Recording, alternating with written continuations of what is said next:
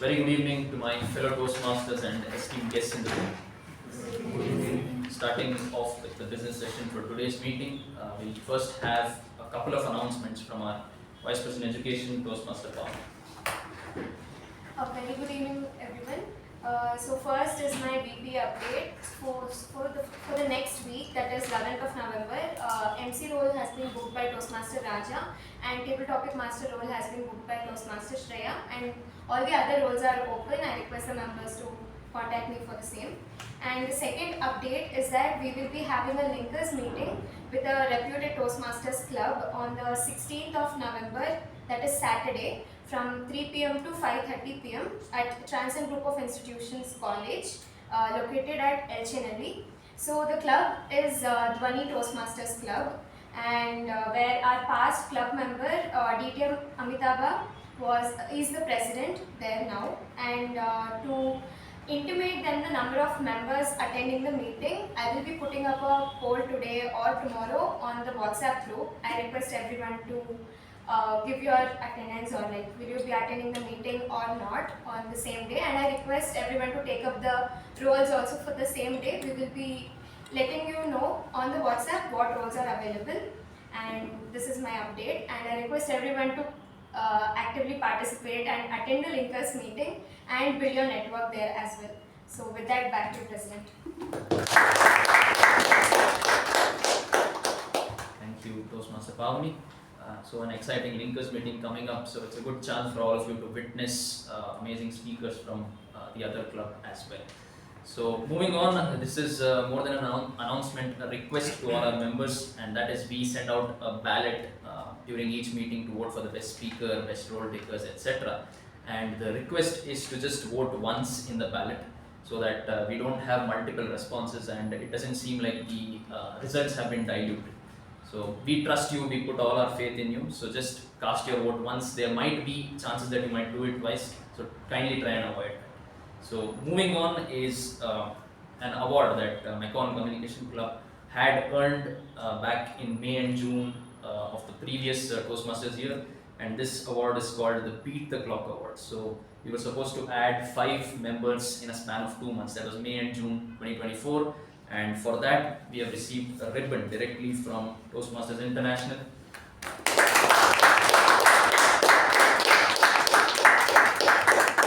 And we have to credit our past Vice President membership, Toastmaster Sharanya, and the Associate PPM, Toastmaster Pavani, as well for this award. So with that, we can conclude the business session. Yes? Yeah, I have a point. These ribbons we have been getting for quite some time, and requested that it can be stitched as a flag. But every committee takes the responsibility, they will do it, but it is not happening. If you put it together, I can get it. Sure. If you bring it together, and I can get it done, there are a number of people doing it. Earlier ones were done by one of our past president, Rabina Lomu. She has a tiling machine at home, she made it. So this time we pay it and do it. But I think it has not been put together. Some effort has to be put. Yes. Please take a look at it. Thank you for that. With that, we can conclude the business session. Over to our Sergeant at Arms. Good evening, fellow Toastmasters and dear guests. Good evening. The marathon of the Olympics of 1904 is considered and remembered to be one of the worst marathons in the history of marathons.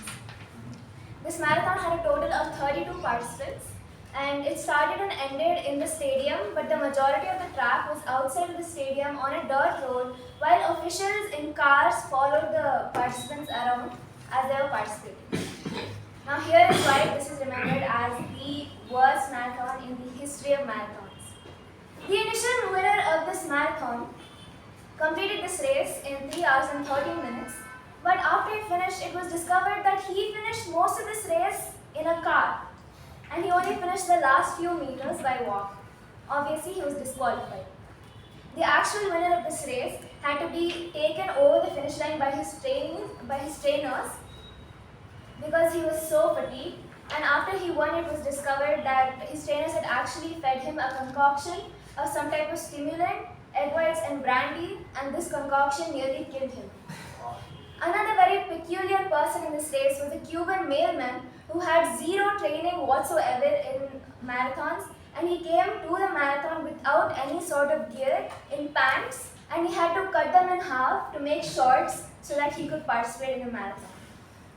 Finally, two of the first Africans to ever participate in the Olympics took part in this marathon, and unfortunately they had very bad luck because they were chased off the track by a group of feral dogs.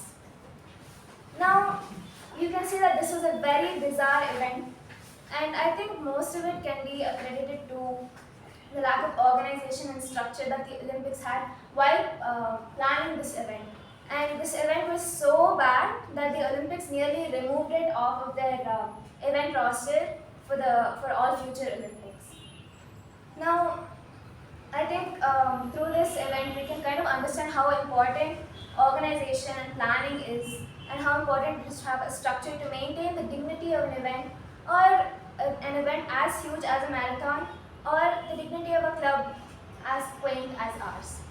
And someone who very well maintains the organization and structure in this club is an MCOM graduate from Jain University who is currently pursuing his US CPA. He's an avid quizzer, he loves playing and watching sports, and he's also a fan of mystery and thriller novels. Please join me in welcoming our president, Toastmaster Shivaprasad.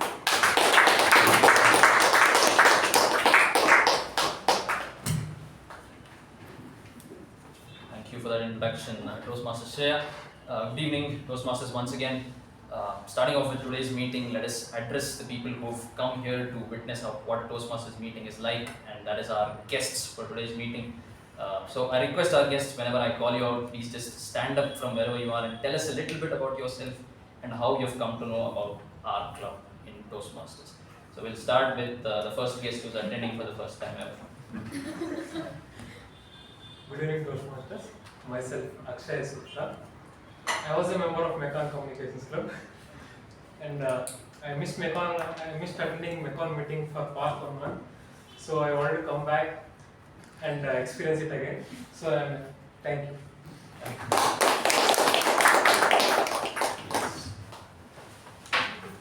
I'm the second time attender. I'm a final year engineering in PS Uni. I'm a final year engineering student in PS University, and my name is Sampreeth. And I got to know about this club from my relatives.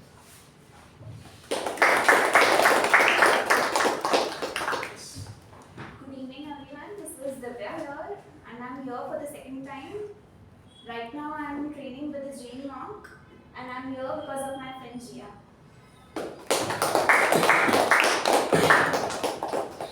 Hearty welcome to all our guests, and I hope you enjoy our meeting this evening.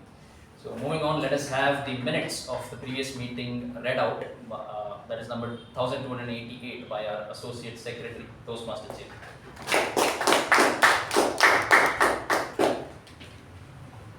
Meeting number 1288 held last week on 28th October. The theme of last week was TV shows and the world of entertainment. The word of the week was beholden. Our meeting started at 6:20 with 2 items in the business session. First was a discussion on the open roles, and the second one was Mekon Communication Club's award for the Fast and Fabulous Award for winning 5 DCP points before 31st of October.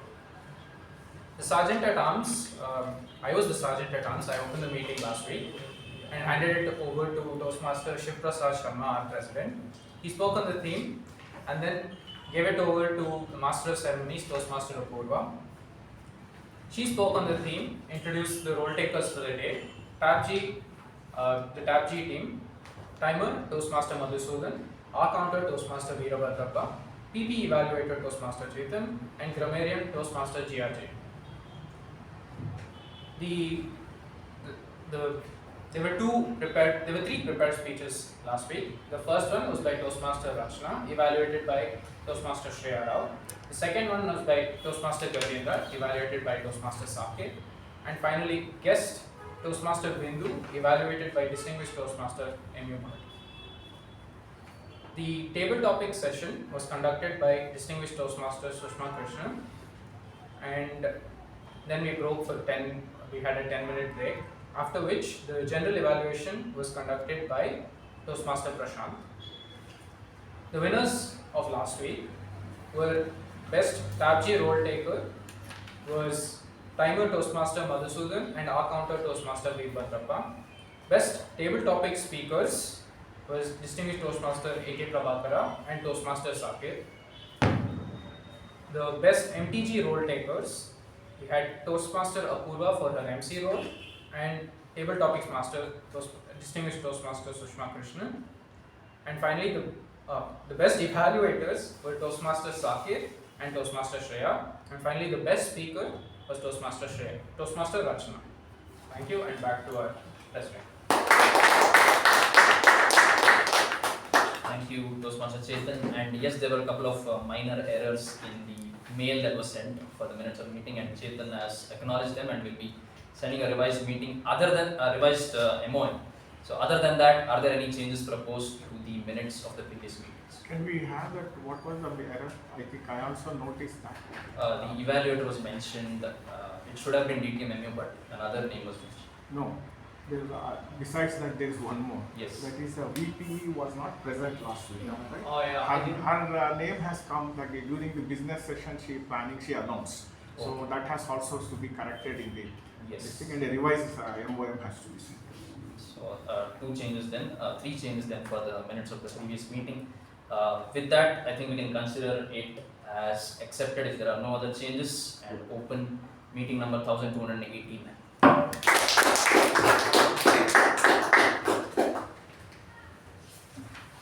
It does not matter how slowly you are going, as long as you do not stop, said Confucius. And this is what comes to my mind when I hear the word marathon. Maybe a 100 or 200 meter sprint is where your only aim is to run fast and get to the finish line. And if you slow down even for a second, then you lose. But a marathon is different. You can probably pace yourself in a marathon strategically, slow down when it's required, and then speed up when you need to reach the finish line. So maybe in a marathon, winning is not everything. It is also an equally good achievement to reach the finish line in a marathon. It gives you a sense of accomplishment to have completed it in the first place. Winning is something, but it's not everything in a marathon. Well, this is where I draw the parallel between marathons and test cricket. Partly because my knowledge of marathons is extremely limited, and also because I love test cricket. Whereas when you can compare T20 cricket to a 100 or 200 meter sprint, test cricket can be compared to a marathon. And it is almost a fact in marathons that even professional runners, after running 25, 30, 35, 40 kilometers, start to experience fatigue. They start to feel tired. Some of them experience injuries, some of them give up. And towards the end of the marathon, it is more willpower and less strength, less about your strength. And speaking about the end of a marathon reminds me about the end of a test match.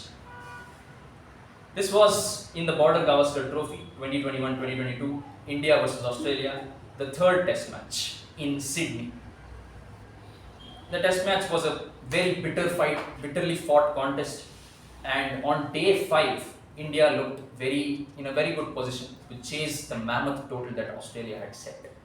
And things started off very well. Pujara standing there in a very defiant manner, and Rishabh Pant scoring runs as he usually does. And then disaster struck. Rishabh Pant departed very short of a century, and Pujara was clean bowled. Now what? The other two tail enders were at the crease. Ravichandran Ashwin and Hanuma Vihar. And post them, you had an injured Jadeja coming in, who probably wouldn't be able to come in, and then the bowlers. So there they were in a sort of a difficult situation. Do we go for the run chase, or do we go for the draw and survive? And after a certain point, Ashwin had a stiff back, a painful back, he couldn't bend a lot, and Hanuma Vihari was hardly able to cross to the other side of the crease. They had no other choice but to fight it out in the blistering Sydney sun. So there they stood, defending delivery after delivery, and the Australians also gave them a couple of chances. but they stood fighting there because the situation was tough. All they wanted to do on that day was save that test match, draw it for India.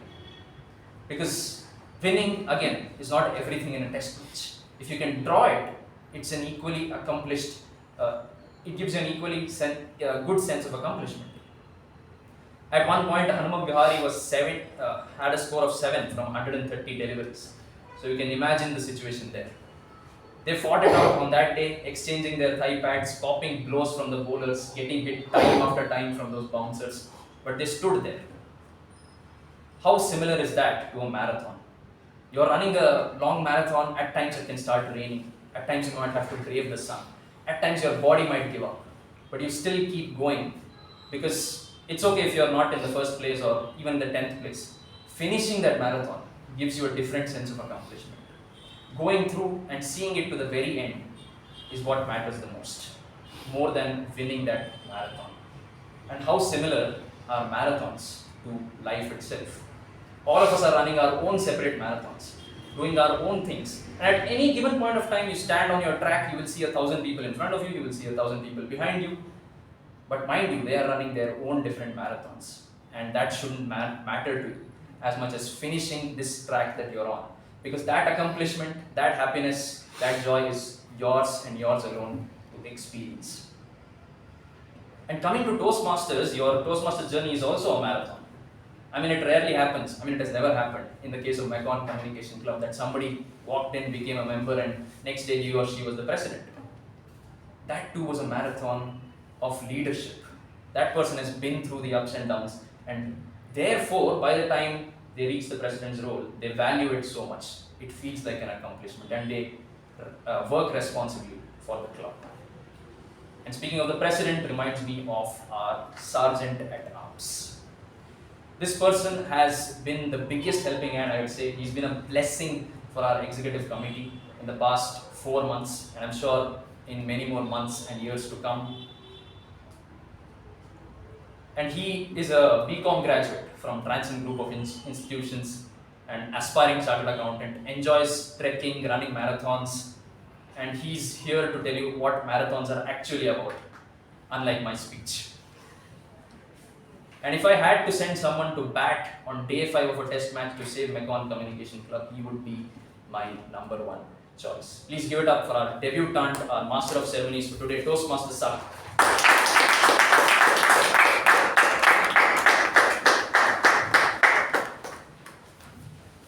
Thank you, Toastmaster Shiva. It feels nice to get an intro from the President when I've been giving an intro to the President. Good evening, fellow Toastmasters and welcome guests. The theme for today's meeting is Marathon Through the Ages, and I've divided the theme into 3 parts.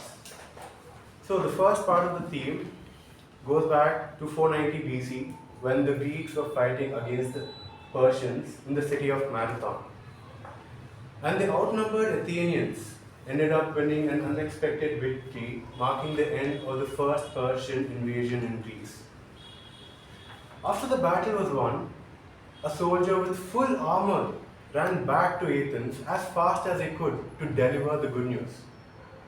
And legend has it that when he reached, he delivered a single message, Niki, which means victory. And then he collapsed and died. That run inspired the modern day marathon. The next evolution of marathon took place in Athens 2,300 years later.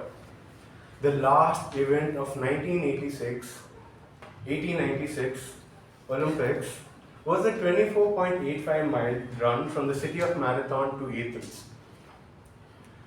And to my knowledge, that was the first time marathon entered the modern day racing.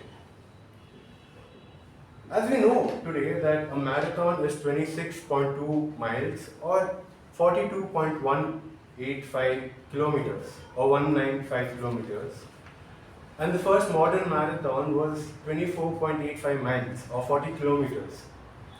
And the difference was 1.35 miles or 2.195 kilometers. And you want to know the difference why there's an extra distance? well, you gotta wait until the next session comes up.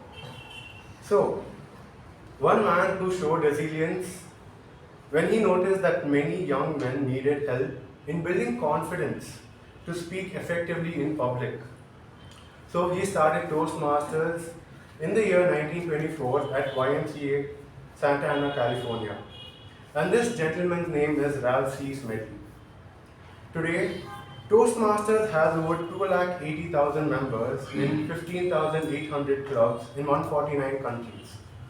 And one such club is Mekong Communication Club. And the founding members of our club are still the active members of our club and guiding us to run the club effectively. Just like the inner voice of the athletes trying to push to finish line when there are no words to give up. So for the benefit of guests and the smooth conduct of the meeting, I'd like to explain how a typical Toastmaster meeting works. The first session is the prepared speech session, where a speaker prepares well in advance to deliver a speech. And the second session is the table topic session, where the table topic master gives a topic and chooses a random member, and they have to come behind the lectern and talk about the topic for a minute or two. And finally, the general evaluation session, where the general evaluator evaluates the entire meeting and the role takers. To run this meeting smoothly, I have a team. It's called the TAPG team. And I'll call each role taker and they'll explain their role. For timer, we have DTM U Bhat. And I'd like to, explain the role. Mr. Toastmaster, fellow Toastmasters, and welcome guests. Winston Churchill was invited for a prestigious club in UK for speaking. The date to be decided by Churchill himself. So he asked, how long you want me to speak? If you want me to speak for 5 to 7 minutes, I can give you a date only after 6 months. If you want me to speak for 15 minutes, maybe 1 month, you give me time, you can fix the date. If you want me to speak for 1 hour or more, I am ready right now. So, ladies and gentlemen, it's very easy to speak for long, but it's very easy to condense your thoughts and ideas within a time of 5 to 7 minutes. That is one challenge which we learn week after week in Toastmasters. With times fixed for each role.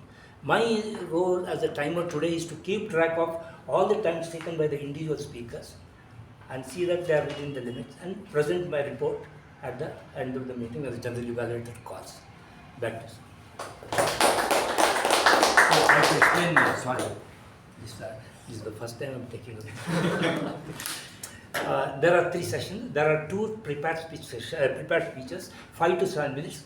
5 minutes I will show the green, and 6 minutes I will show the yellow card, and at the red we will show the red. At 7 minutes I will show the red card. For table topic session, the time is 1 to 2 minutes. I will show the green at 1, yellow at 1.5, and 2 at 2 minutes, red at 2 minutes. Evaluation, individual evaluators are given 2 to 3 minutes, 3 to 3 minutes time, 2 to 3 minutes time. So at 2 minutes I will show the green, and at 2.5 I will show the yellow, and at 3 minutes I will show the red card. I will give a report during the general evaluation. Back to sir.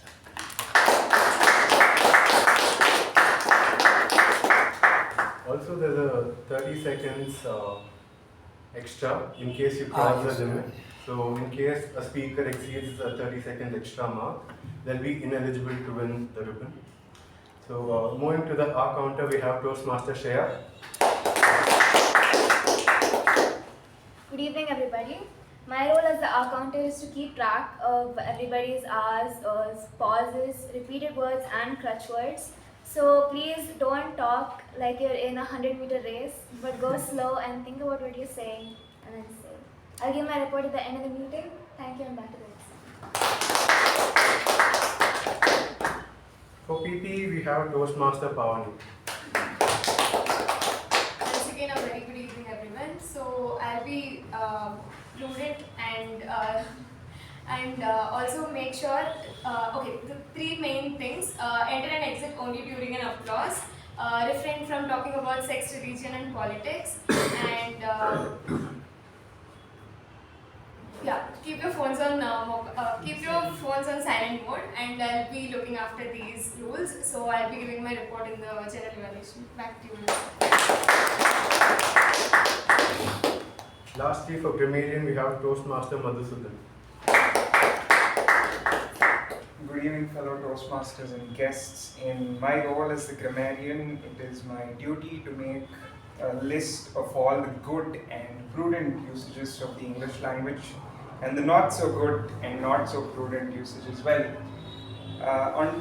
What I'd like to let the guests know is that this is an attempt not to find fault or criticize, but to see where we're good and see where and how we can be better. Also, it is my duty to introduce the word of the day, which coincidentally is prudent.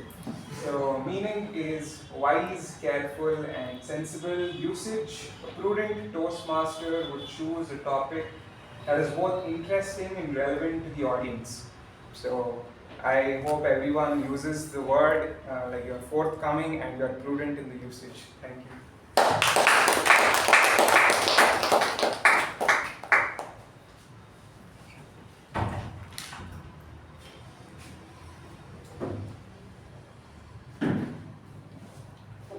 Coming to the first session, the prepared speech session, I'd like to call the individual evaluator of the first speaker, Toastmaster Apoorva, to read the project guidelines.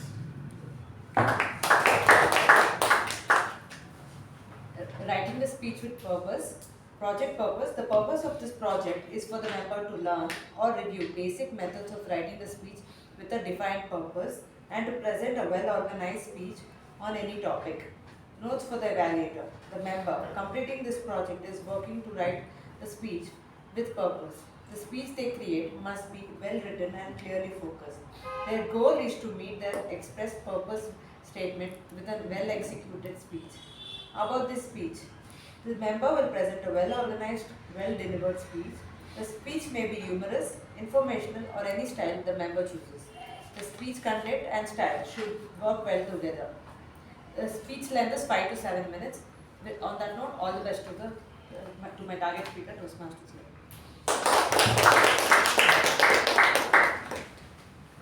The first speaker we have today is pursuing BA in Psychology and HR Management, and she's passionate about dancing, singing, cooking, and reading books. Let's welcome Toastmaster Jia, Glamour of Simplicity. Glamour of Simplicity, Toastmaster Jia.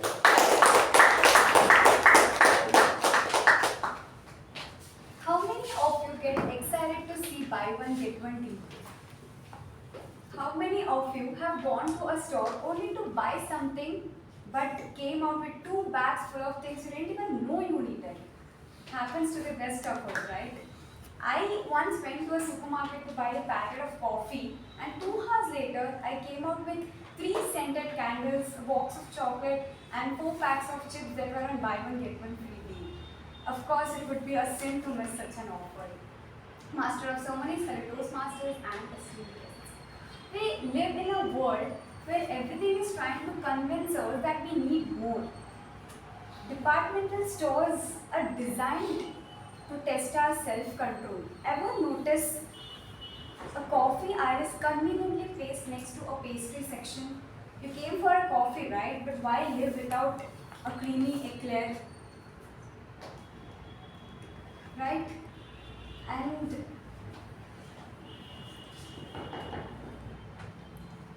let me tell you about 3 kinds of customers. First are the sweet customers who buy things because they feel good at the moment. Oh, this color looks so calming. Let's get it. Next are the smart customers who compare prices, read reviews, and find the perfect balance. If you have ever noticed the one who says that I saved ₹200, that's a smart customer showing off. And third comes the shrewd customers, who are the ninjas of shopping, the real pros. They see a sign, buy 2, get 50% off, and think, what if I buy nothing? That's 100% off. Today we are surrounded by our friends, family, and of course social media, all telling us what's cool to buy.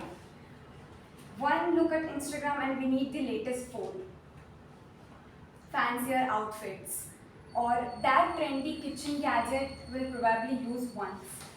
Instagram or social media makes us believe that we need these things to be happy. And those magical words, buy one, get one free. They know us too well. Suddenly a person who only needed one bottle of shampoo is a proud owner of 4. And where does this all end up? In our closets. Closets full of clothes we barely use. Shoes we forget about, and those random gadgets. But do we throw them out? No way. Like, we think, what if I need this green neon t-shirt one day?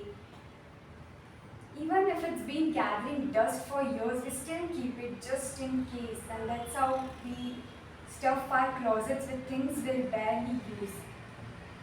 Simplicity is something we all knew well as kids. You know, back where those days when we only needed a toy or a group of friends or a ball to be happy. There was a time when we were happy because we were simple. And it's the same with food. We might try any number of restaurants, but deep down we all crave for that maa ke haath ka khana, mom's simple handmade food. You know, that the plain dal chawal somehow tastes better than any expensive dish from any restaurants.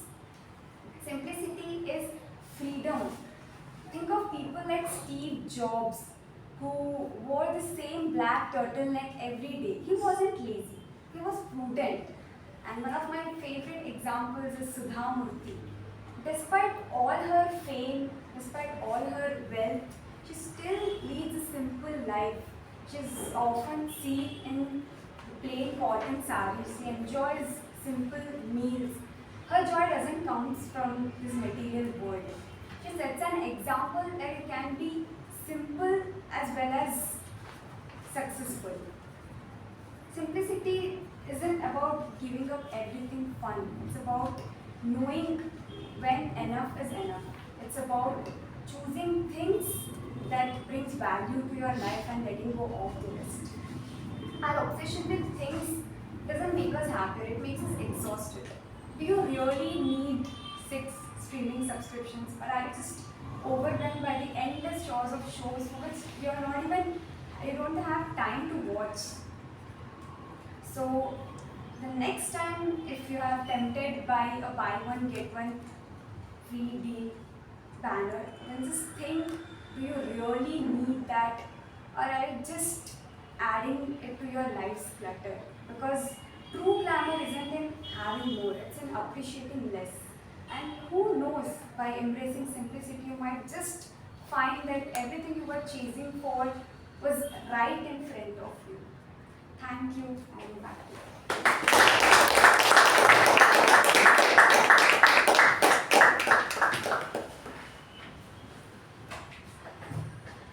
Thank you, Toastmaster Jia.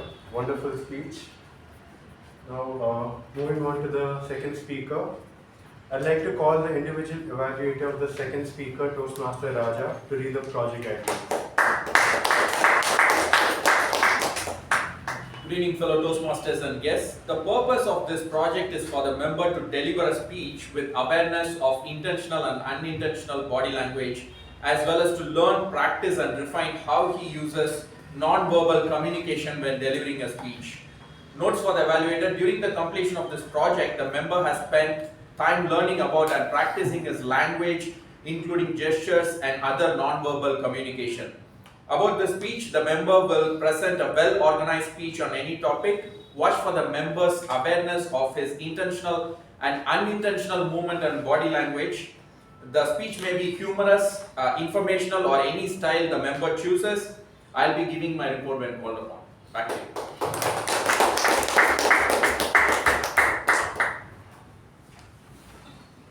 The second speaker is a full-stack developer currently working in business as a part of growth team. He spends his spare time reading classics and non-fiction, and you can always reach out to him if you want to go out for a swim or a run. Let's welcome Toastmaster Chetan. Did he really know it's a gun? Did he really know it's a gun, Toastmaster Chetan?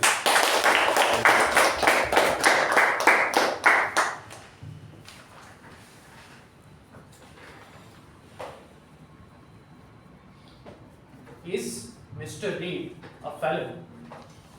He's been to prison before. Did he procure a gun? Yes, he procured a gun.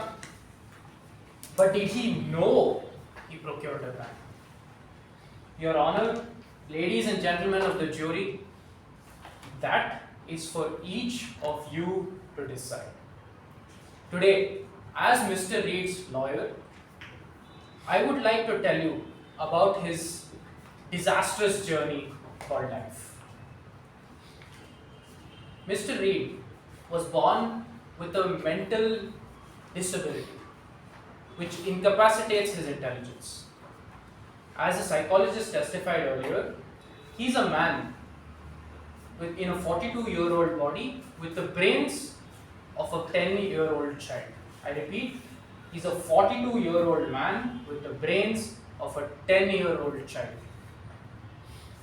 Some 20 years ago, a lady convinced him to drive her around while she robbed a convenience store. The police gave Leroy 10 years of prison for this. 10 years for a crime he never committed. After serving those 10 years diligently, Mr. Leroy or Mr. Reed has been a model citizen, perfect to the T. He's been a great neighbor to every one of his neighbors. He's never missed a single parole meeting.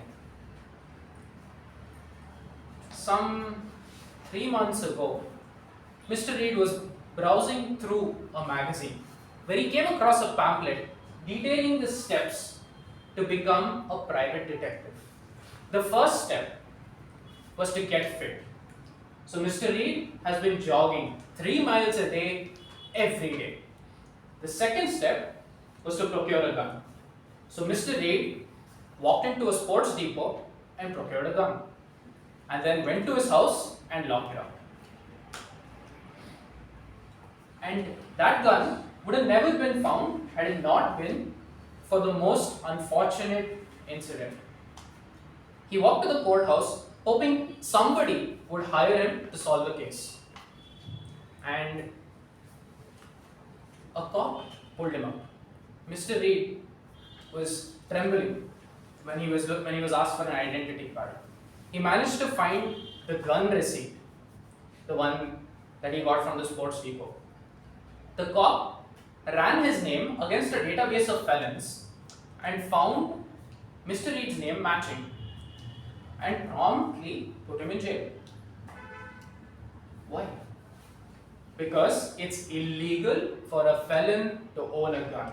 I repeat, it's illegal for a felon to own a gun. Now, ladies and gentlemen of the jury, Mr. Reed is not guilty unless you say so. Right? The opposition will tell you that there are only 3 conditions required to jail the person. Number 1, is he a felon? Number 2, did he procure a gun? And number 3, did he know he procured a gun? To which I will rebuttal, did he know? I don't think so. He bought the gun thinking of the image of the detective holding a gun and not the gun to fire shots. To which the opposition will again come back saying ignorance of the law is not a defense. To which I am forced to say he was not a convict in the first place. He was jailed for a crime he never committed. Secondly, if the law is so important, why did the store not run a background check before giving him the gun? Then the opposition will say,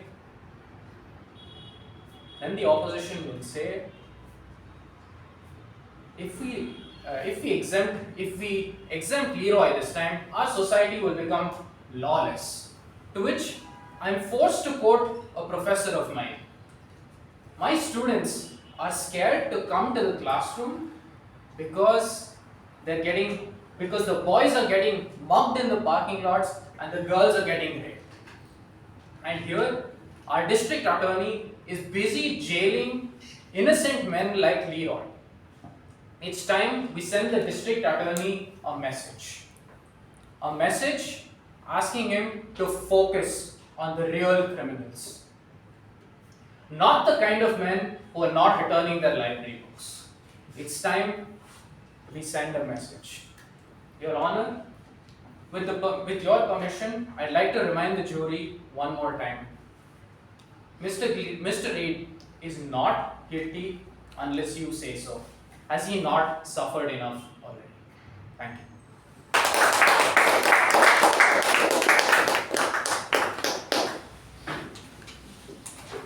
Thank you, Chetan. It's a wonderful speech. Now, moving on to the next session, that is the table topic session. And before I call upon the table topic master, I'd like to continue on the second part of today's theme. A quick recap. The original marathon was 24.85 miles or 40 kilometers, and the modern marathon is 26.2 miles, which is 42.195 kilometers. And there's a reason why there's extra distance. And the reason is because in 1908, when the Olympics were happening in London, the Britishers thought, let the marathon begin at the Windsor Castle and finish it at White City Stadium in front of the royal family's viewing box. And the distance between those two places turned out to be 26.2 miles. And the distance is it's unusual because it's a little far further away from the usual marathons. And the Britishers, they were like, I guess, let's just go with it and no one will notice. Well, that debate went on for 16 years in the running community on how long a marathon should be. And finally, in 1924, when the Olympics were happening in Paris, they officially established a marathon to be 26.2 miles. And based on all my research, it's been that way ever since. So now you know why it's 26.2 miles and it's called a full marathon. Now, moving to the table topic session, she is a BCom graduate currently pursuing MBA at Christ University. She is passionate about mandala art and music and dance are her stress buster. Let's welcome the table topic master, Toastmaster Pavani.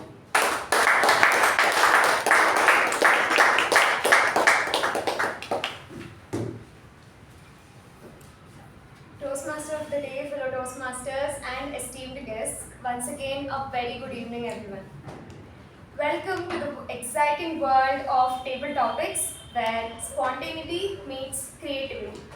So as a table topic master for today, my role is to give you topics and to improve your creativity and quick thinking as well. So I'll throw out interesting topics and you share your impromptu thoughts about the same. The time allotted for the speakers is 1 to 2 minutes and I request everyone to stick to the time allotted. So buckle up and let's get started with this exciting and wonderful journey.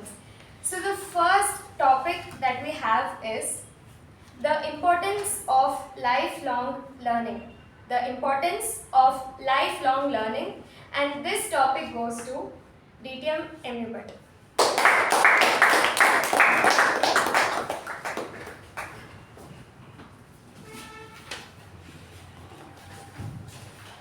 Madam Topic Master, fellow Toastmasters and welcome guests. What is that your topic you asked me today? Because I have been a Toastmaster for 26 years. And you would probably think that I would have taken up all the roles the Toastmasters honors. But for your information, I am taking the timer's role for the first time. Now that is a lifelong learning. I have taken for your this role for your contest, because there I got an assistant who will take care of this problem. And for me, first of all, I'm not that quick thing. And I was even debating what master of ceremony, how I'm going to record it.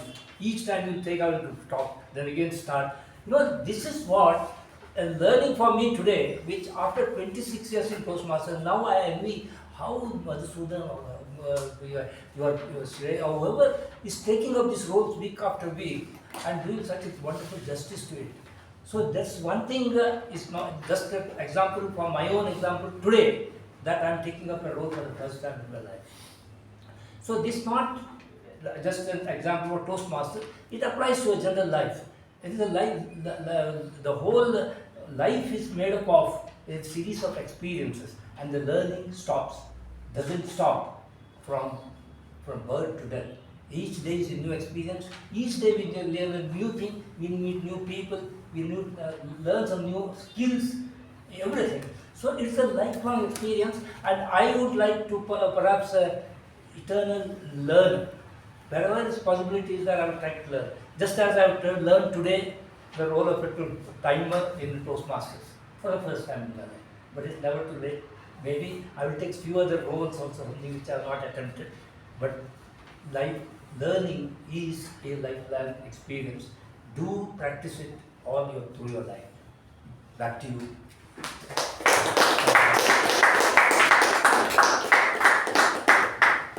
Thank you, DTM and U Bhat. The next topic is describe your ideal job. Describe your ideal job, and this goes to Toastmaster Madhusudan.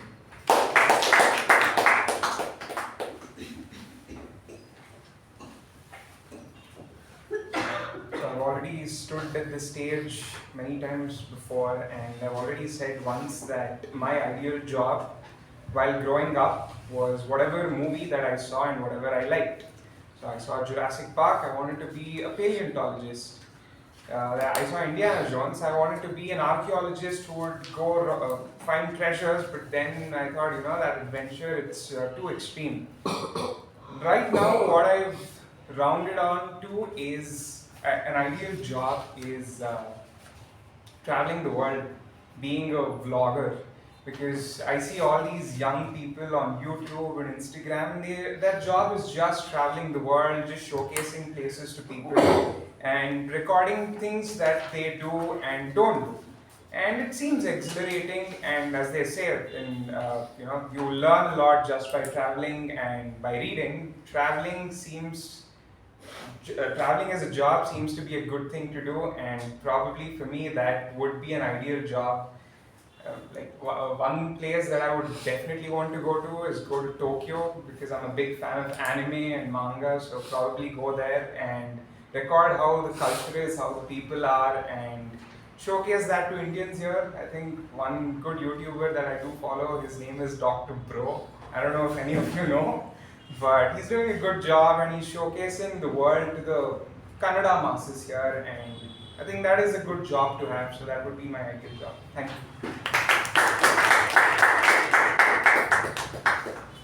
Thank you, Toastmaster Madhusudan. The next topic is a bad habit that you have successfully broken and how you did it. A bad habit that you have successfully broken and how you did it. This goes to Toastmaster Apoorva.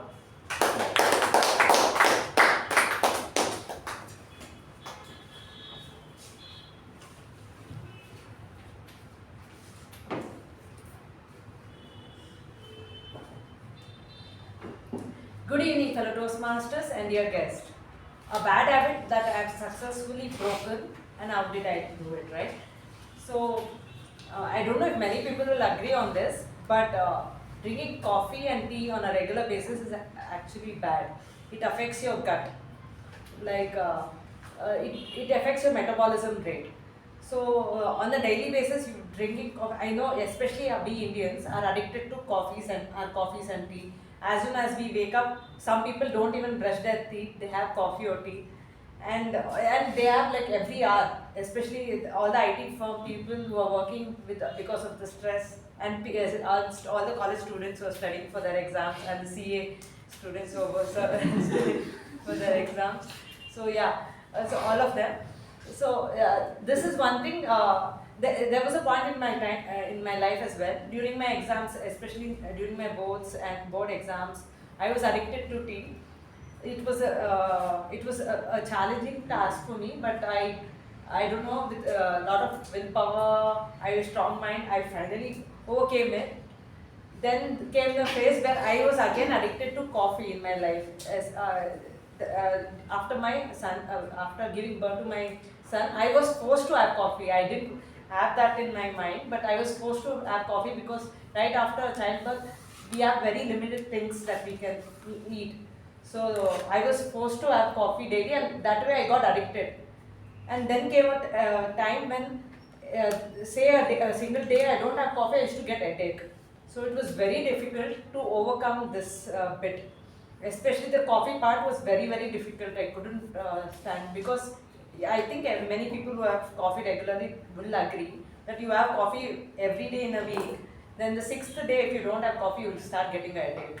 So that's how addictive it is. So, and I wanted to lose weight that time, so I had to make my mind very strong, and finally I overcame it. Thank you.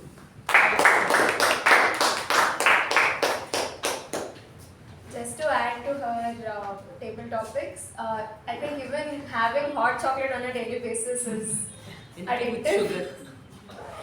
Okay. The next topic is the worst piece of advice you have ever got. The worst piece of advice you have ever got, and this goes to Toastmaster Raja.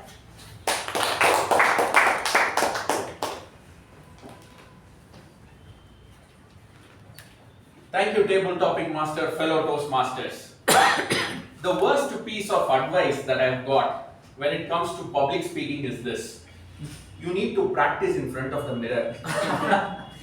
I don't know who came up with this concept of practicing in front of the mirror. Probably this is the last thing that you would do when you're doing a public speaking, where somebody comes and puts a mirror in front of you and says, speak. But I have seen this one. This is an unconventional, this comes from the past, right? Where people say, when you want to do speaking, all you have to do is stand in the mirror and speak. Don't do that. What you need to do is, in this age, you need to use the technology to speak. Because what we are doing over here is like, when we are speaking, it is being recorded.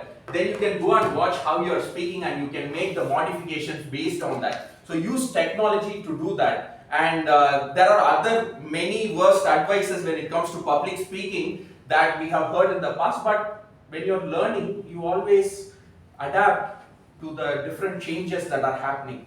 And when you adapt to that, then you can grow as a speaker as well. So I would definitely say the worst advice is, the first advice that everybody should not follow is go and stand in the mirror. Because when you're standing in the mirror, you're checking, how am I looking? Am I looking good? Should I do this? Should I do this? Should I look at this way? All this happens. But the recording is very good. When you keep watching that recording, you will build the confidence, because your inner you say, oh, looks like this person can speak. Who is this person? It is me. Right? So when you keep doing that, and you speak in different stages, then you completely build your confidence, take it to the next level. So with that, I'll give it back to the table. Thank you, Toastmaster Raja. The next topic is a time when you realized the true value of time. A time when you realized the true value of time. This goes to Toastmaster Latha.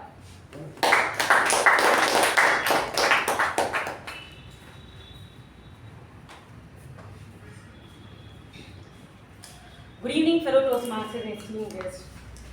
They always tell that one thing which never comes back is time. The most precious thing on this earth is time. Now this I realized some weeks before when I got positive for H1N1, that is swine flu.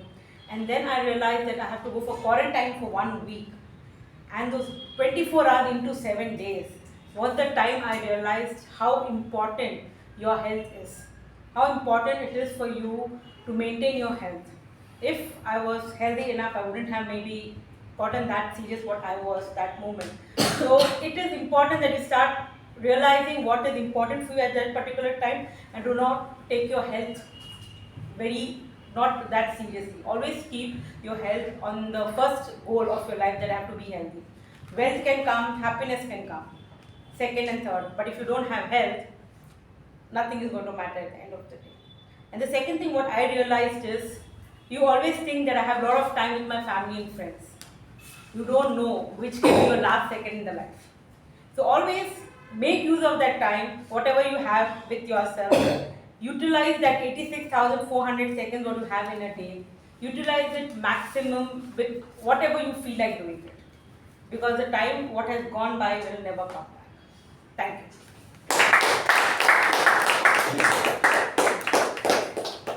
Thank you, Toastmaster Latha. The next topic is the power of collective effort. The power of collective effort, and this goes to Toastmaster Vijay Upendra.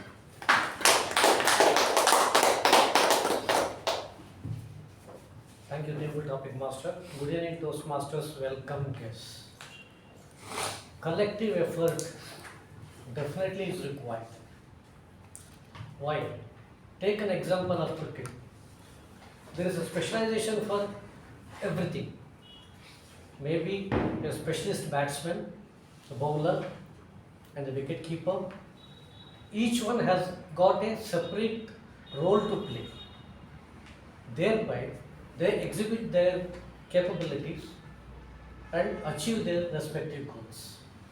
For that, definitely collective work is very much required as a team. Fantastic. But as an independent individual, I need to have my own goal. I need to achieve that particular goal. For that, I need to understand myself properly. Collective effort is different. Individual effort is totally different. You cannot ask a opening batsman to be an opening bowler. Not possible.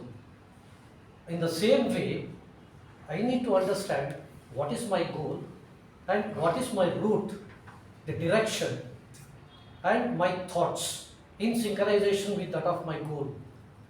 These are all the things which I need to work on. Then only it is possible to achieve great. Otherwise, it may become following a leader. We will not become a leader. Leader doesn't mean that only collective effort he is looking at. He has also to perform. If he doesn't perform, there is no meaning, because people are looking him or her as an example. So, collective is important. At the same time, individual is also very much important. Thank you, and back to you. Thank you, Toastmaster Vijay Upendra. The next topic is your heaven on earth moment. Your heaven on earth moment, and this goes to DTM K Prabhakara.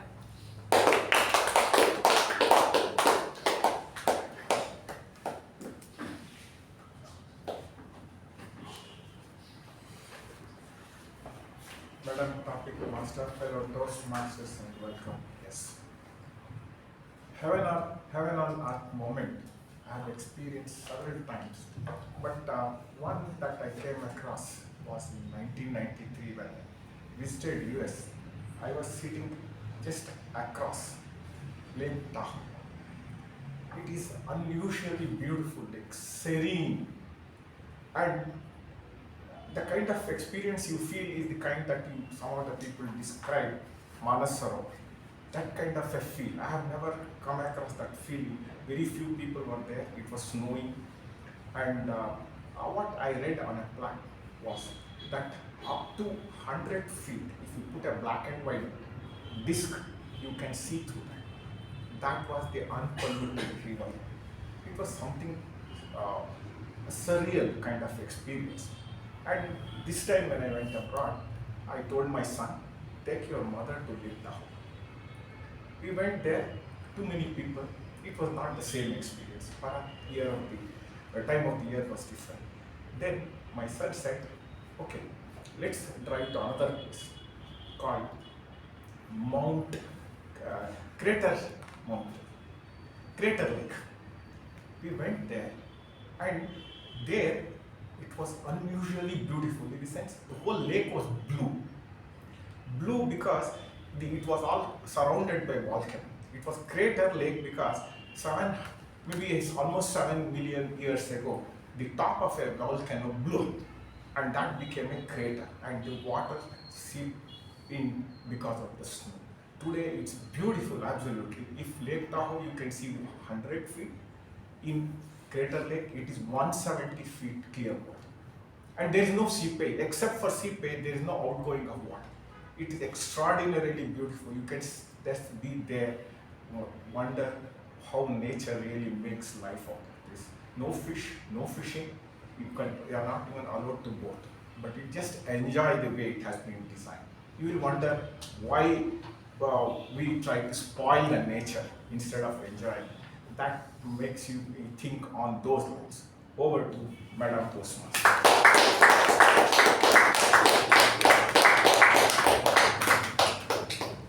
Thank you, DTM K Prabhakara. The next topic is your favorite guilty pleasure. Your favorite guilty pleasure, and this goes to Toastmaster Shiva.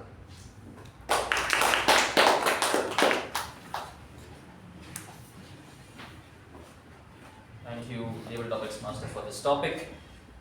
My favorite guilty pleasure. I mean, I have many, especially during times like Deepavali. Thanks to my metabolism, I enjoy consuming a lot of sweets.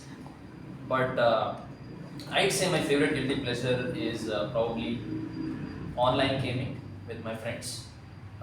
It only happened recently that people who have done it when they were 18, 19, 20 years old, that is while they were in college, playing Counter-Strike, playing PlayerUnknown's Battlegrounds, or all these multiplayer games. I am starting to do that right now at this age. And initially I was not good at these games, and it's not like now I've become a pro player or something. But I do enjoy it because of the company that comes along with it. And this is one fact of life. No matter what activity it is, maybe it is going to the movies, that might be your guilty pleasure, or just going out on a leisurely walk. The experience always doubles or triples when you have people around you, when you have people that you can relate with, and people that support you. Not like my friends support me when I play these games, but that would be one of my guilty pleasures, playing online games with my friends. That is what is coming to my head right now. Over to the tabletop Master. Thank you, Toastmaster Shiva. The next topic is a conspiracy theory you believe in. A conspiracy theory you believe in. This goes to Toastmaster Shreya.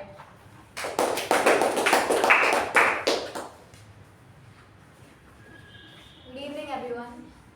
I am the worst person to give this topic to because I don't really know any conspiracy theories other than Area 51, which is a super old conspiracy theory. I recently watched this movie. Actually, I forgot what it's called. But in this movie, basically, there are aliens in this movie, and what has happened is the US government has destroyed Area 51 and built a new Area 55 exactly below Area 51 underground. So maybe I believe in Area 55 and not Area 51. Venom. Yeah, it was Venom. Correct. Yeah. I watched it recently in theaters after bunking class. So yeah, I really don't know much about conspiracy theories. If you guys believe in conspiracy theories, that is good for you. Personally, I don't think we should be paying much attention to conspiracy theories. As it says in the name, it's just a conspiracy. No one knows if it's true, so why break your head thinking about if something is true or not, right? So yeah, that's my 101 on conspiracy theories. Thank you, and back to you. Thank you, Toastmaster Shreya. The next topic is a memorable moment from a marathon. A memorable moment from a marathon, and this goes to Toastmaster Saketh.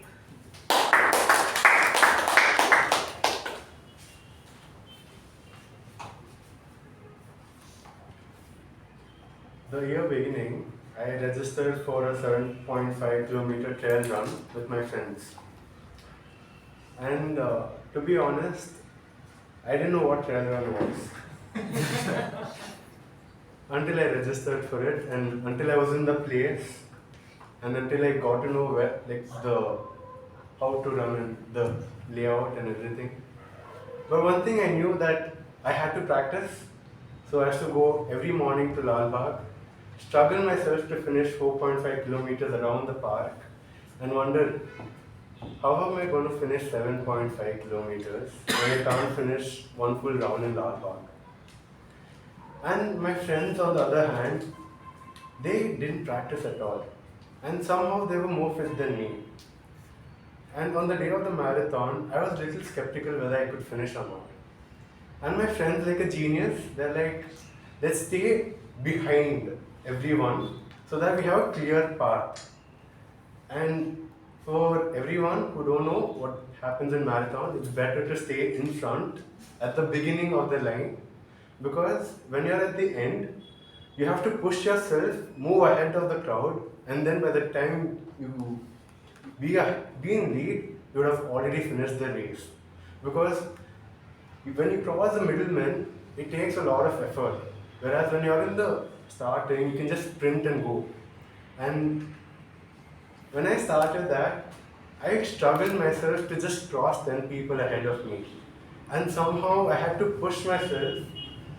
And I thought in 7.5 kilometers, my target should be 50 minutes. That I should finish the marathon. And somehow I took 55 minutes. And and the road, the place also wasn't supportive to my feet. So I had to struggle myself to finish. But it was one experience and one memorable moment. And I encourage everyone to take part in such uncomfortable activities so that you can share your experience. But, thank you, and over to Thank you, Toastmaster Saketh. The next topic is something that inspired you to act. Something that inspired you to act, and this goes to our guest, Divya.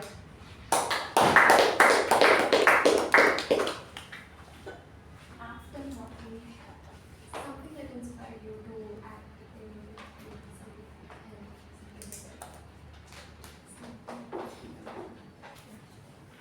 some inspiration that you would share.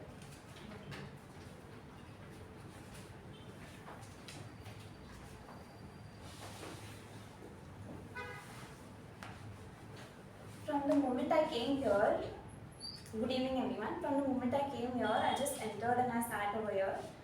And today's table topic, Toastmaster, from the moment she entered here, she is just smiling. There's smile on her face, and it's very difficult for me to keep my expressions constant every time.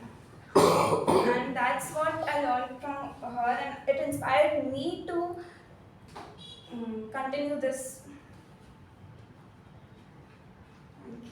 It's very difficult to control your emotions even when you don't want to hear someone, or even you don't like to, even at the moment if you don't want, you try to ignore someone, but still she's smiling, and thank you.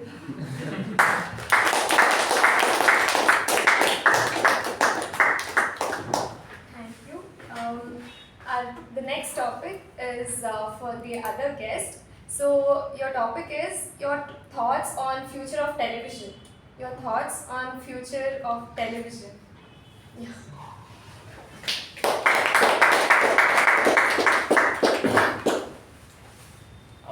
Like, what are my thoughts on future of television is I want it to be like an AI based or like a touch screen where we can visualize the things instead of operating on remotes. We can just do it like a touch screen based TV and visualize it, but visualize it like how we operate using remotes and all nowadays. So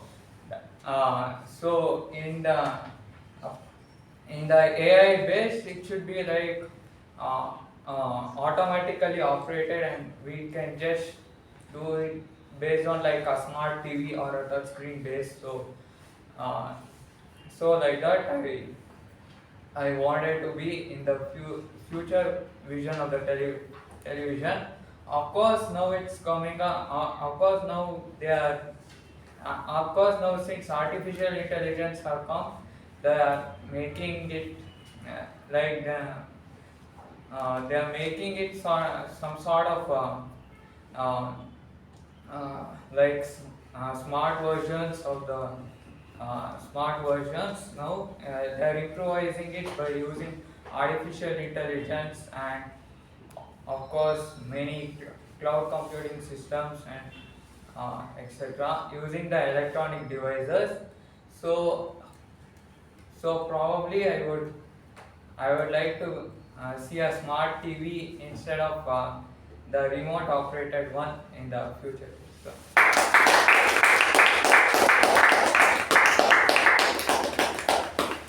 Thank you.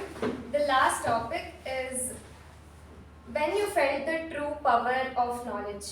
When you felt the true power of knowledge, and this goes to Toastmaster Akshay.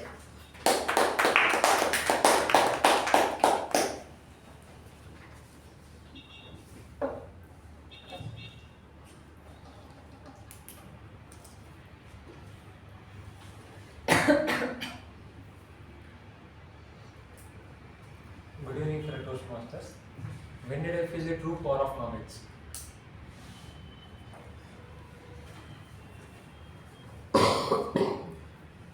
It was maybe one of these times I came up to give a speech on table topic sessions. I would get a few topics which I was not comfortable with, like right now. Then I would think, what would a best speaker of this club would do? Like people I look up to in this club. Like it might be our Toastmaster Shiva or DTM AKP sir or our Raja, Toastmaster Raja. Toastmaster Raja is very different. He'll come up, he'll own the stage, he'll create a story on whatever the topic you give, he'll speak and go. Those are all the knowledge I want to take up from each and every one of them, which I used in one of the table topic competitions I participated in this club. I was not comfortable with the topic because I was not comfortable with public speaking back then. I got the topic, I didn't know whether to take 10 seconds of time or 20 seconds of time. I was worried whether I will make an impression on judges. He's not prepared, he's not a well speaker. So I started off. In a few seconds I started off. Then I spoke. I couldn't stand my ground, but I spoke. But afterwards I felt good. I spoke what I knew. I couldn't conclude, but yeah, I did speak what I knew, and what I want to convey, I conveyed. That is when I felt the power of knowledge. I know I need to improve, so I need to improve. But that day I was happy. I was happy for going back, slept peacefully. I guess I'll do it today also. Thank you. Bye.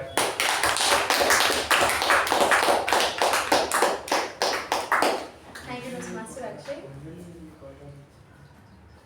Thank you all for your amazing responses. Just remember that Table Topics is all about getting out of your comfort zone and being creative at the moment. And with this, I hand over the charge back to the MC.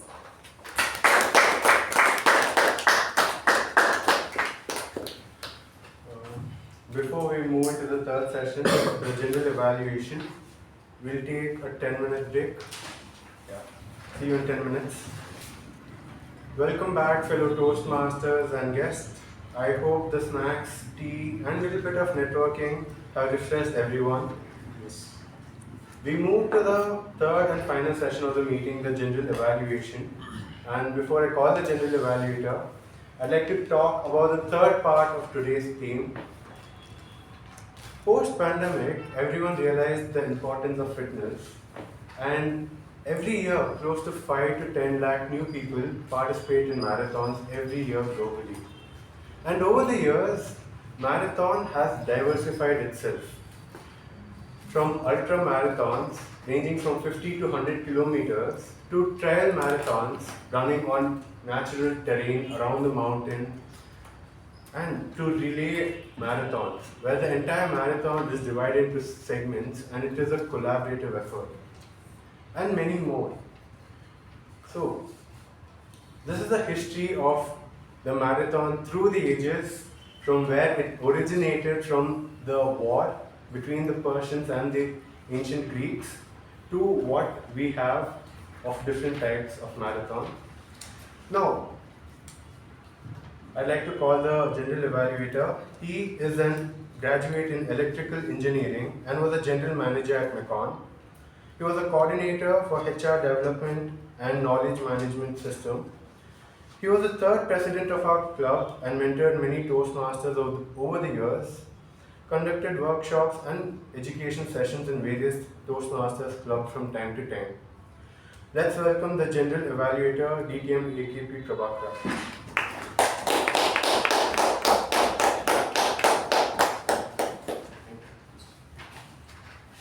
Thank you, Toastmaster, for that wonderful introduction. But one correction, please. My name is not AKP Prabhakara. If there are multiple things I can understand, but yes, the reality. And thanks for the other part. You did call me Prabhakara. That is also a problem that I face. But one is created. So now, thanks for that. Let's come to today's evaluation session straight away. One of the things that was perhaps could have been mentioned is that Mecon Communication Club has completed 26 years and almost quarter. It's equal to marathon in terms of miles. If you take 26 plus miles, Mecon Communication Club, 26 plus years. This one small relation number wise. So otherwise, fine. We are here, ours is also, a club has done a marathon of this, surviving this long. Hasn't been easy. When I see the number dwindled suddenly, I feel that there are times even lesser than this. But we did pick up from there, and we reached a peak of 55 to 57 members once upon a few years back. So this happens all the time. So we don't get disheartened by the presence or absence of the number, but the quality we try to maintain. Coming to today's meeting, the president started the meeting on time, and he brought about that issue of about the ribbon. Was a whole lot of things took place, and then some mention was made about the ribbon has to be stitched and works like that by yours truly, and so on and so forth. And the session was over in no time. The business session was precise and to the point. When the president takes the position in our club, especially the current president, he's all style and substance combined. Elegance built into him, whether it's in dress or the way he speaks. We'll give a special round of applause to that person.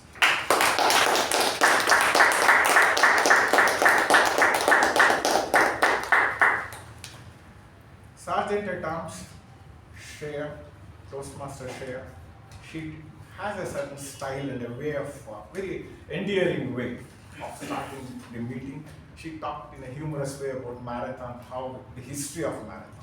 So a little bit here, a little bit there, she brought smiles and humor into that. It made my day, or everyone's day here. Let's give a special round, a once of applause.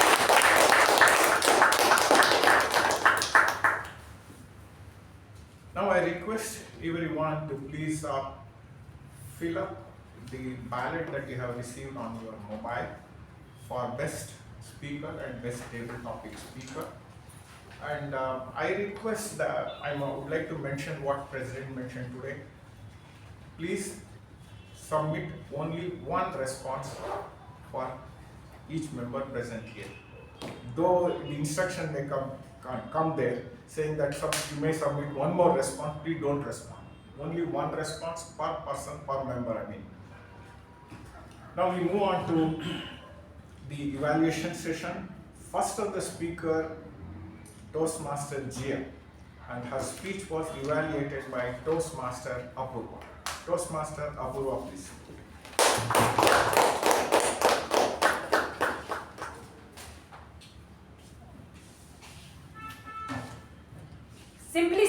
is about choosing things that brings happiness. Good evening to one and all present here, especially to my target speaker, Toastmaster Jia. I would like to firstly congratulate you on completing project level 1 project 2. Kudos to you.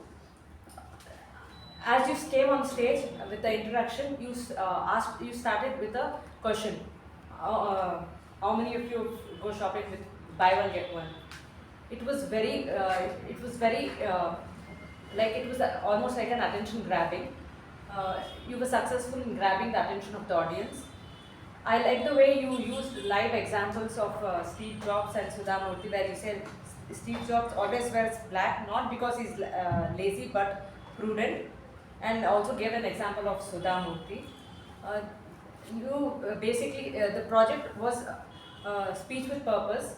I felt that the purpose was achieved. You spoke about customer mindset, and you spoke about the different kind of customers, be it sweet, smart, and shrewd. It was nice. The transition was good. And also your conclusion, you came back in a circle where the speech title was Glamour of Simplicity. So you came back to the speech title where you spoke how simplicity is more important than all the material things which we want to. Coming to the things you can work on. Firstly, when you come on stage, take a moment, gather your thoughts, so that you can gather all your thoughts and go on with your speech. You don't just miss out on anything. And also work on your eye contact. I felt your eye contact was most of your speech you were seeing up, which I feel you lose the connection with the audience. You should you either see on all like a W, or like an H, where you see all the corners and the center. And also I would request you to work on your voice modulation. Next time when you come, the whole speech was on the same tone. Maybe when you come on behind the lectern, especially the introduction and the conclusion, if you use voice modulation, which will give a big impact. Like when you as soon as you come on the stage, you can use your body language and voice modulation. Say, how many of you shop for buy one get one free? And how many of you have gone to the supermarket, empty-handed, and came out with bags? So you could denote all that. It kind of grabs your attention and also makes the mark. It's almost like a statement. And coming to the conclusion, you said simplicity is about choosing things that bring happiness. So maybe just in a different tone with body language would make that impact. So that will be your challenge for the next speech. So to summarize, your content was good, your examples, your introduction, the question grabbing was good. You need to work on your eye contact and voice modulation. That is your challenge as well. Thank you, and over to the general evaluation.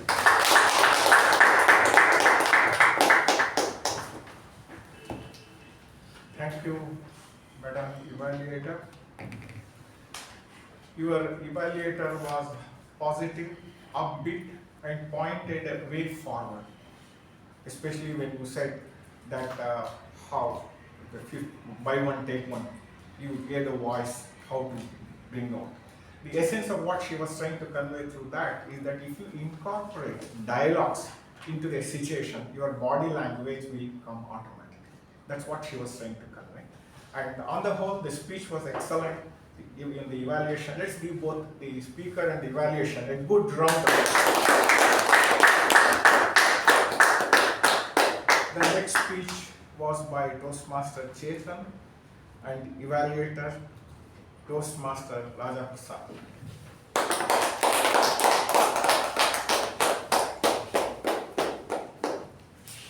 Good evening, fellow Toastmasters and guests. Congratulations to our speaker Chetan for completing his project, which is level 2 and project 2. So first I will talk about the areas that he excelled at. So this is a body language project. So my evaluation will be focused only on body language, nothing else. And he is a very prudent speaker. The content he delivers is amazing. But I'll focus on body language for this particular evaluation. So the first thing I liked about your speech today is whenever you come to the lectern over here, I've seen you have a style of delivering where you hold it and then your leg goes in the back and then you speak to the audience. But that was not the case today. You have improved. You moved away from the stage. There were moments that you went to the front, but you were standing over here and then you were looking at everyone and you were presenting. So that was well done. And you added actions like your honor, and then when you're telling first, second, third, all of that came out really well when you're doing, and your body language was throughout the speech. It is not like somewhere it is less, somewhere it is more. Throughout the speech you had the body language, which was great, because when I look at your previous speeches, that didn't have much of body language what you showed today. So for today's project you put in like extra effort, which is great. So these are the things that you excelled at. Now the areas that you can improve upon. The first one, the use of stage. Now you have body language, yes, but you're standing in a same spot and then you're doing all this. But you can use the stage, right? Where you can move to the different areas of the stage. If you see like some of the ISC speeches where they say, my car was broken and I was standing there, I removed my coat, and they will mention over here, and then they will come over here and then they will deliver another one. So you can move in the stage. So that is one thing. The next one is, when you're delivering the speech, there are times that it became repetitive, like where you were holding your hands like this or you were doing like this. It became repetitive. Instead of this, there were areas like, instead of saying locked it, you said like, I locked it, something like this. And Mr. Reed was trembling and ran the database. So all these things, variation you can show in the gestures. And I feel that you did bring in body language, but I feel like you can take it one level higher as well. For example, when you said your honor, so you are pointing over here and you said your honor like this. So when you're dramatizing, you are trying to bring the scene that happened there and you are bringing over here. So there is no reason to turn at a 45 degree. Nobody will say like your honor like this on stage, right? Either you say look at over here and then you move your hand and then you say your honor. Probably somebody was sitting there, you don't want to point at them, but still that is the way you can say like, your honor, and then or you do like this so that you can recreate that particular scene here. So those things, and you're also establishing some points over there on the stage when you do like that is judges over there. So if you had to work on yourself, that will be like what stand-up comedians and the ISC speeches, how they worked on. So those are the areas that you can work on. With that, I want the reference of one of them.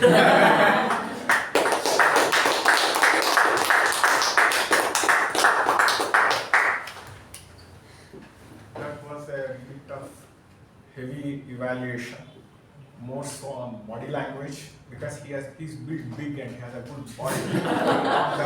He showed that language, maybe perhaps that, and he knows how to. He talks about the variations in the body language. That was what he was trying to say.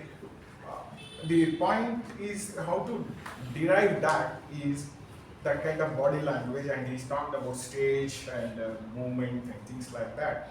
It is to, the way forward for that kind of thing is to speak from the situation that the character is in, that particular situation, and imagine that and deliver.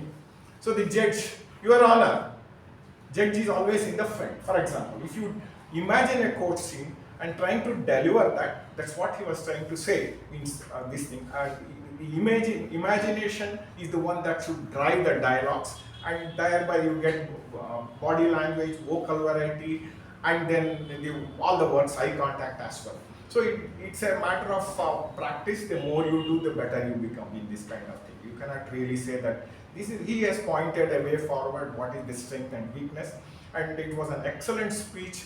I could follow everything. He's very, very good preparation. It's not easy to deliver the kind of speech that he was in, and he did a very good job of pointing out what could be pointing the way forward. And let's give them, both of them, the speaker, the evaluator.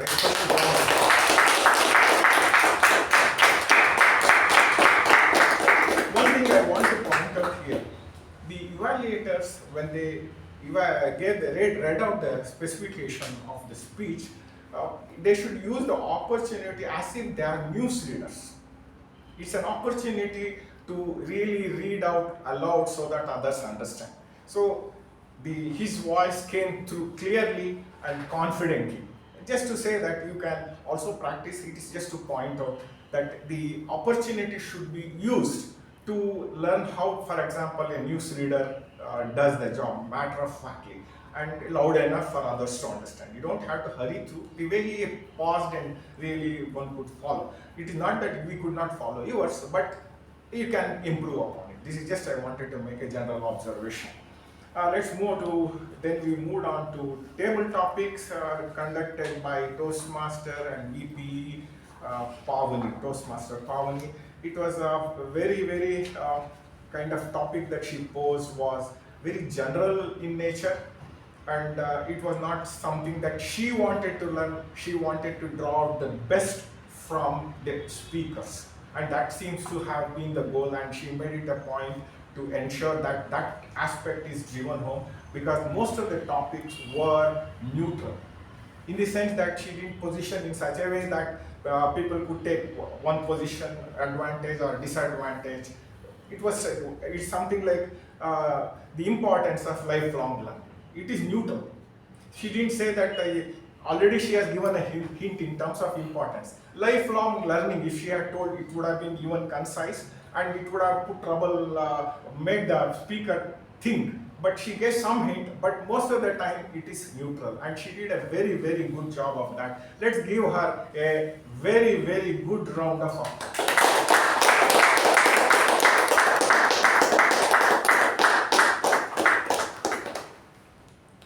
Then I have the Toastmaster, that is Toastmaster Saketh, the marathon man.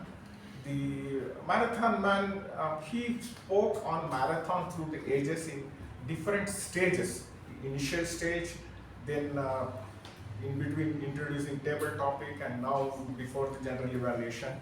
I don't think it is necessary. I would say stick to one format, take less time. The goal is that you make the point, as our timer pointed out, that in less time you have to make the impact. Always think like this, that you are given an opportunity, like in an IPL match, advertisement in 21 seconds, or per second is 1 lakh. So you think that value, how you make the impact with that one few seconds or few minutes that you are given. That's the way you should think. You are a creative person because you have already pointed, you brought that topic onto the table. And that needs some thinking, and you are creative, I have seen many a time. So this is one. Another thing is that if you want to be impressive, always light travels faster than sound. Wear a tie or lengthen your arm, full arm, to go all the way, make yourself, wash your face, I would say. You need not have to be oily. I'm not telling that particularly, but see, you have to, somewhere along it should show that you mean business when you come in behind the lectern. And when you do that, you lift yourself up and elevate the audience as well. You have the strength, the capability, the quality, the creativity, confidence, courage, everything you have. Then add the style and you have the presence. So I think this is the second time it's been pointed out. So you can win by that. You are capable, 6 feet 2 inches, you draw attention, tremendous attention, presence, everything is there. You can take note of that. And your humility shows, and the one when you speak, you have the right kind of words. Everything is there. Make it up, like faster than sound. That's the only thing I have. Other one is that you can retain only the theme portion of it only once, then get along with the business of the meeting, put together the meeting faster and better, more efficient. So that's the way I look at it. Then we have the, let's call the TAPG team. First of the TAPG team is a timer to DTM MU Bhat.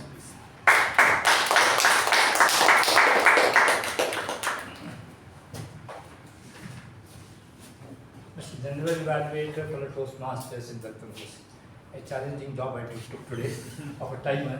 I understood how much a challenge is by really sitting in the stop clock. So business session, our meeting started at 6:15 p.m. Business session took 4 minutes. Welcome by Sergeant at Arms, 2 minutes is allowed, 2 minutes 41 seconds you took, ma'am. Presidential address took 5 minutes 3 seconds. That doesn't include introduction. That took about 1 minute 17 seconds. It doesn't have it included. I have written it separately. Introduction of Toastmasters of the evening, you took 45 seconds. Report on previous meeting, the secretary took 2 minutes 16 seconds against the 2 minutes allotted. Master of ceremony, until now you have taken 15 minutes, and another maybe 1 minute you will take, or a few minutes will take conclusion. The prepared speeches, first there are 2 speeches. Gia, first speaker, 5 to 7 minutes allotted. She has taken 5 minutes 25 seconds. Her evaluator, Apoorva, 2 to 3 minutes are allotted. You have taken 3 minutes 28 seconds. Second speaker was Chetan, 5 to 7 minutes allotted time. You have taken 5 minutes with 39 seconds. Evaluator, Toastmaster Raja, 2 minutes to 3 minutes allowed. You have taken 3 minutes 20 seconds. Table topic session took 27 minutes, including all the 13 topics, and individual topic, whatever I have taken, I have written on the board. You can notice it. And otherwise, it's 27 minutes overall. Break time was 11 minutes 17 seconds, and the general evaluator till now taken 15 minutes, including the 2 evaluations. Back to you.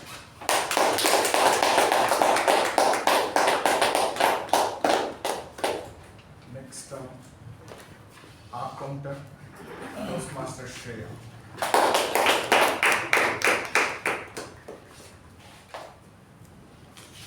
Good evening, everyone. Here's the counter report for today. Sergeant at Arms, Toastmaster Shreya. I didn't come because I was speaking.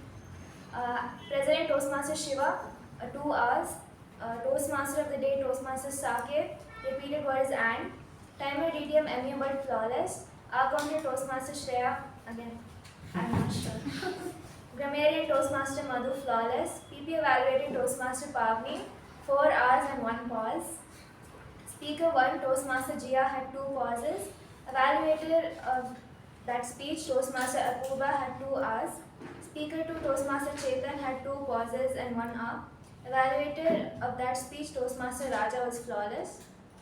Coming to the table topics, table topic master Toastmaster Pavani had a repeated word so. DTM MU but sir was flawless. Toastmaster Madhusudan was flawless. Toastmaster Apoorva had a repeated word so and had 4 hours. Toastmaster Raja was flawless. Toastmaster Latha had 1 hour. Toastmaster Vijay Upendra had 1 hour. DTM K Prabhakara was flawless. Toastmaster Shivaprasad had 3 hours. Toastmaster Shreya, I think I had a few hours. Toastmaster Saketh had a repeated word of and 2 hours. Guest Divya had 2 hours. Guest Sampreeth had 1 hour. And Akshay had 1 hour. And the general evaluator DTM K Prabhakara has flawless. Thank you.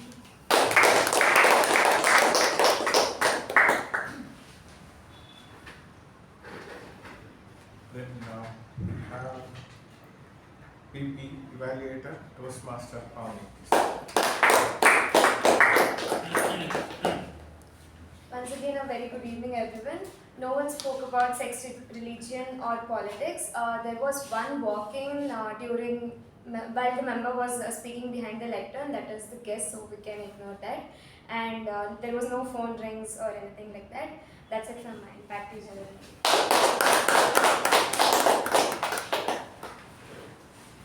So TAPG team really worked in a matter of fact, precise way. Let's give that team a special round of applause.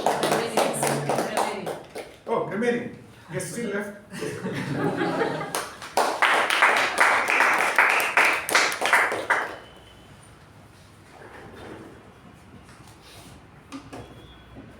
So the not so good usages for today, it is not doesn't comes from, it is doesn't come from, and in year beginning is wrong, it is in the beginning of the year.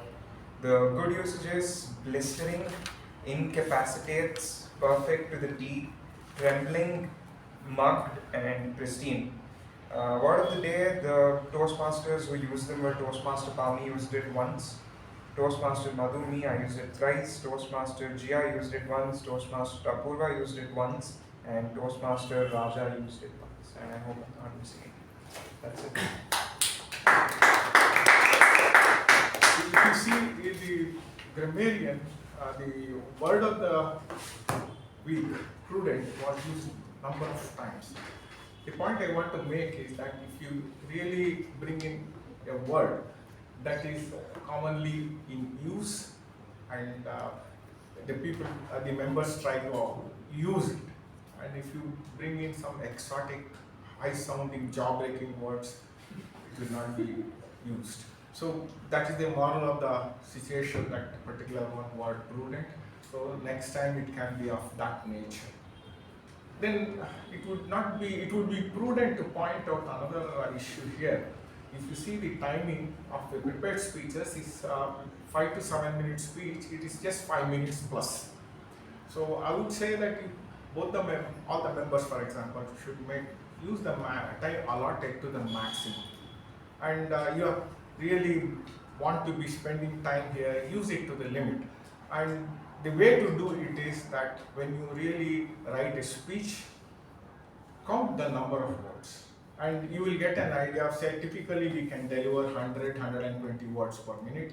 So 7 minutes, you have got about 700 plus words. So if you target around 720, 750 words, you will be within the time. So word counting is important so that you occupy the time allotted here. Like in cricket, you are sent to bat.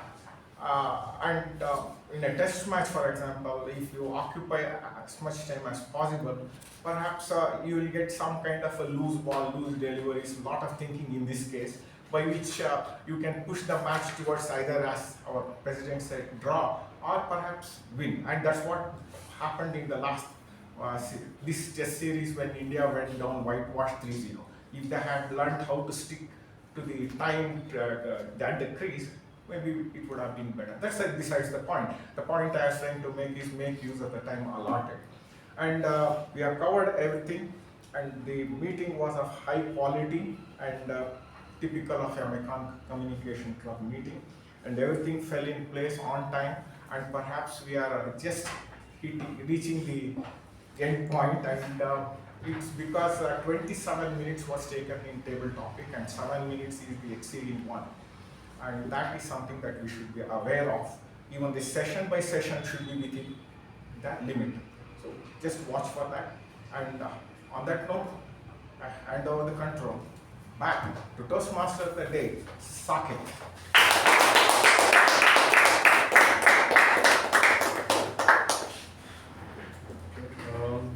Before I hand it over to the president, I'd like to remind everyone to never push yourself too much without practice, as you can injure yourself. And I did once, so telling with experience.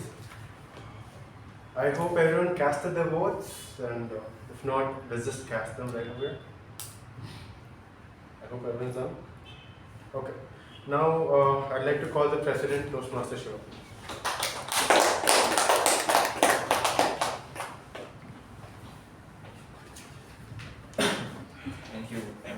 Toastmaster Saketh, as the general evaluator himself remarked, even though our attendance is thinned down, we are more concerned about the quality of the meetings, and today was definitely a high quality meeting. I did enjoy it, and for example, from Jia's speech, you have a lot to take away there, that you need to have enough in life, and Toastmasters Chetan, I don't even need to say anything about it.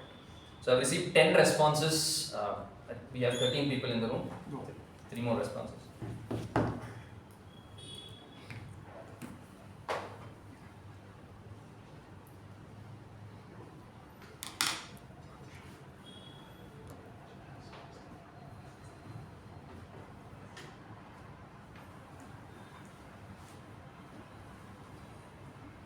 And our debutant MC has, as usual, made us proud. He's done a thorough job as the Master of Ceremonies.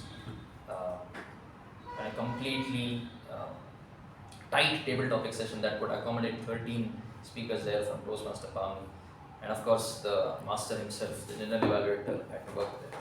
Yes, so I have enough responses. let's start with the best role taker TAPG. Seems like we are going to repeat what happened last week. It's a tie, and it's a tie between the person. I've seen her do her countess report. It used to be in the hundreds. Today it was very prudent and well structured, and at the same time our debutant, self-proclaimed debutant timer DTM MU Bhat.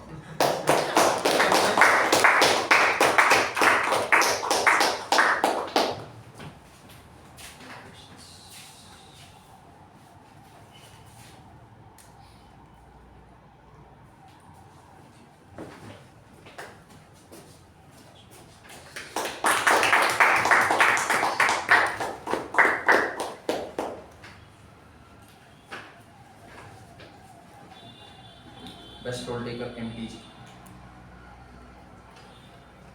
Tough competition here, but that valuable feedback was probably what our members considered extremely valuable today, and they've given it to our general evaluator who's done it over 100 times, DTM K Prabhakara.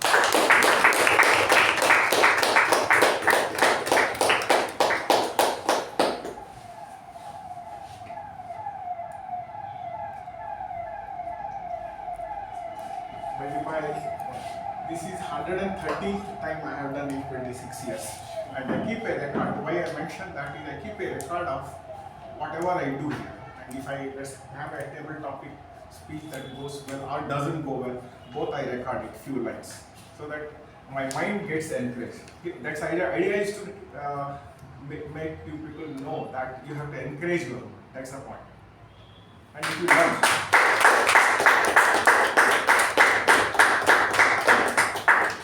One more benefit of maybe maintaining records like that is, as I mentioned in my speech, this Toastmasters journey is also a marathon through the ages. So what you've written down today might help you a couple of weeks from now, or maybe a couple of years from now, you never know. So it can be of good help. So that is a great tip there.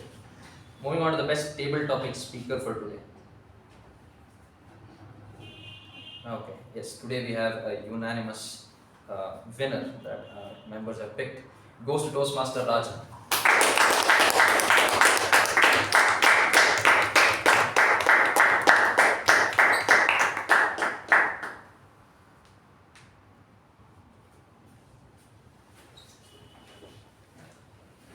And yes, Toastmaster Raja did make a very valid point. I've never practiced my speeches in front of the mirror ever.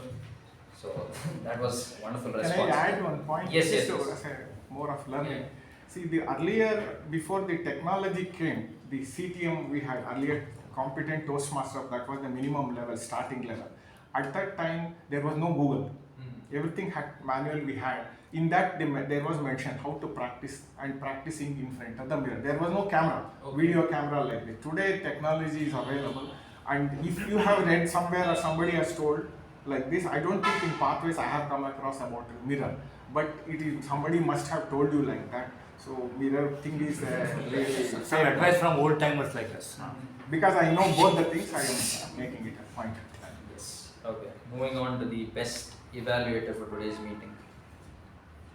Yes. So I have to mention that when this person started off, it was he has, you can say, today come a long way from when he started off. Today he is much more prudent and much more controlled evaluator who gives a lot of valuable feedback when he evaluates speeches compared to when he started off earlier in the beginning. Best evaluator for today, once again, Toastmaster Raja.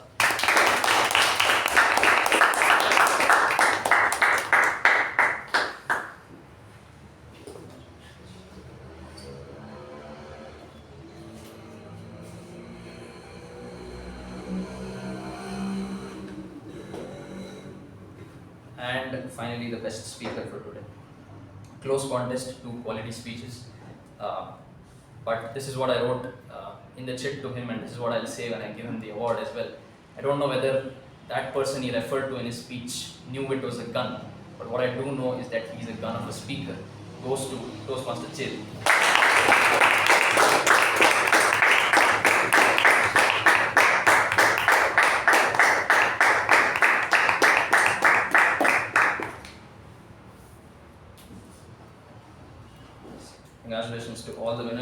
ending more or less on time. With that, I request all of you to continue networking downstairs once we are done here, and I close meeting number 1218.